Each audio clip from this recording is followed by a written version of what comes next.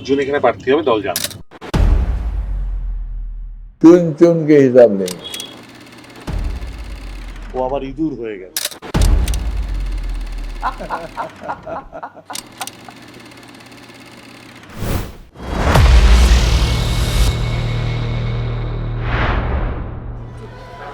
नाम है राजेश्वर ठाकुर। राजेश्वर ठाकुर कितना साल से हैं आप? हम यहाँ पर तो 78 से रहते हैं। 78 से आए कहाँ से? बिहार से। अर्जुन सिंह को कैसा लगता है? दबंग नेता बोला जाता है। ठीक है, वो भी ठीक है। हाँ? ठीक। डर नहीं लगता उनको देख के? डर सबके काहे बोलता है बहुत दबंग नेता है, अरे दबाव है खूंखर तो है। जिनके लिए है वो उनके लिए है, हम लोग के लिए तो ठीक है। अब भाईचारा था यहाँ पे, भाईचारा को खत्म कर दिया अर्जुन सिंह। अर्जुन सिंह भाईचारा को खत्म हाँ, कर जो दिया। यहाँ पे हिंदू मुस्लिम साथ में बैठता था, एकता था, वो 19 के बाद अर्जुन सिंह खत्म करवा दिया।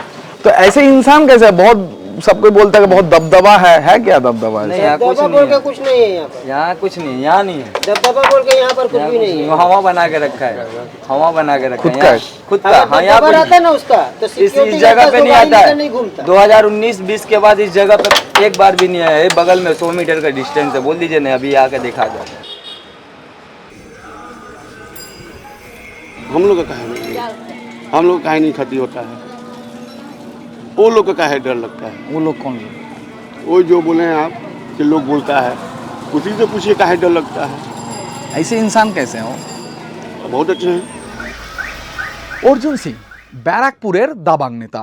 উত্থান বাম আমলে তড়িৎ বরণ তোপদারের সময়ে। প্রথমে কংগ্রেস, তারপর তৃণমূল, এখন বিজেপি। ২৬-এর নির্বাচনে তিনি নোয়াপাড়ার পদ্মপ্রার্থী।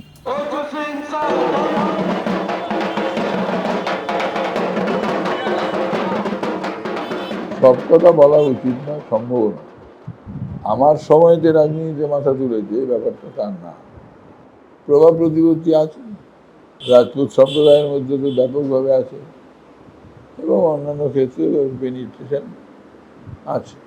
কিন্তু যেভাবে ভাবছে যে দুনিয়া জয় করে ফেলবে, জিনিসটা অত সহজ না। অর্জুন সিং মানেই অপরাজয়। অর্জুন সিংকে হারানো যায় না, অর্জুন সিংকে হারানো সম্ভব নয়। অর্জুন সিং মানেই ভয়, অর্জুন সিং মানেই ভীতি। এক সময়ের দুই সতীর্থ এখন পরস্পরের প্রতিপক্ষ। অ্যাকচুয়ালি একটা গল্প মনে পড়ছে, একজন সন্ন্যাসী ছিল, তার একটা ক্ষমতা ছিল যে সে যদি কারোর মাথায় গঙ্গার জল ছেটায় তাহলে সে যা চাইবে তাই হবে। তো একটা ইঁদুর গেছিল সন্ন্যাসীর কাছে যে আমাকে বিড়াল খেতে আসছে, তুমি আমায় বেড়াল করে দাও। সন্ন্যাসী গঙ্গার জল ছিটিয়ে তাকে বেড়াল করে দিল। এবার বেড়াল হওয়ার পর সে দেখলো তাকে কুকুর কামড়াতে আসছে, সে বললো আমায় কুকুর করে দাও। সন্ন্যাসী গঙ্গার জল ছেটালো, সে কুকুর হয়ে গেল। তারপরে সেই কুকুরটা একদিন জঙ্গলের পাশে গেছে, তাকে বাঘতারা করেছে।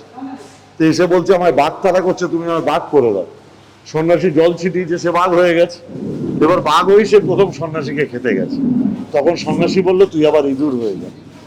তা মমতা ব্যানার্জি আপনারা যার কথা বলছেন, ভাটপাড়ায় কাউন্সিলর করেছে, তারপরে চেয়ারম্যান করেছে, তারপরে এমএলএ করেছে, তারপর পার্টির নেতা করেছে, ব্যারাকপুরের পুরো দায়িত্ব দিয়েছে। এত হওয়ার পরে সে মমতা ব্যানার্জিকেই খেতে গেছে।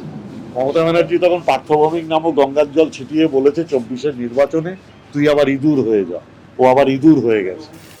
চৌথা মে সরকার হওয়ার পরে এই পার্থভৌমিক একদিনও থাকবে না এমপি। পরে ঘন্টা গিয়ে দিল্লিতে ও রিজাইন দেবে।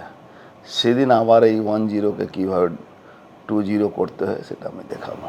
একটাই বলবো, অনেক দিন রাজনীতি করেছিস, এবার বউ বাচ্চাকে নিয়ে থাক। 2019-এ ইলেকশনটা মমতা ব্যানার্জি মানে চরম সীমা গুন্ডামি শুরু করিয়েছিল। তার মধ্যে ওই বাই ইলেকশনও ডিক্লেয়ার হয়ে গেছিলো। তুমি ভাবতে পারবে না, এরা পুলিশের গাড়িতে আর্মস নিয়ে আসতো মদন মিত্র জন্য। আবার মজার ব্যাপার আছে, তার মধ্যে বেশিরভাগ লোক আমাকে বলে আসতো কি দাদা আসছি, কিছু মনে করবেন না, ওষুধ দেখাবার জন্য আসি, পুলিশ প্রেসার দিচ্ছে। আমি তখন ভাবছি কি করা যায়। বাইরে থেকে এই লোক আসছে, ওই লোক, বেশিরভাগ লোক আমাকে ফোন করে আসতো। তো আমি ভাবতে ভাবলাম কি ভোটের একদিন আগেই ভোটটা করিয়ে দিই। ওরা বসে পিস্তল ফিস্তল বের করে গুলি ফুলি চালাচ্ছে, লোককে দালালি করছে, সালা কেউ ভোট দিতে গেলে মারবো এই কাটবো।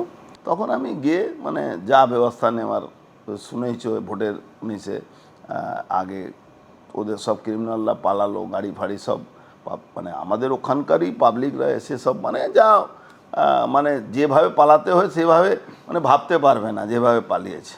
ভোটের দিন তো মানে বেসিক্যালি আমাকে চারদিক থেকে পুলিশ ঘিরে রেখেছে, আমাকে ওর মাঝখান থেকে বেরিয়ে আমাকে ভোটটা করতে হলো। ভারতবর্ষে এই মুহূর্তে কোনো স্টেটে নেই, এটা সিপিএম করতো, ভোট করাতো। আমার মনে আছে কি সুভাষ চক্রবর্তী মহাশয় কোর্ট অন কোর্ট বিধানসভায় দাঁড়িয়ে বলেছিলেন যে অন্য জায়গা থেকে লোক নিয়ে এসে ভোট করা তো পরম্পরা আছে বাংলা, এটা তো কোনো অপরাধ না।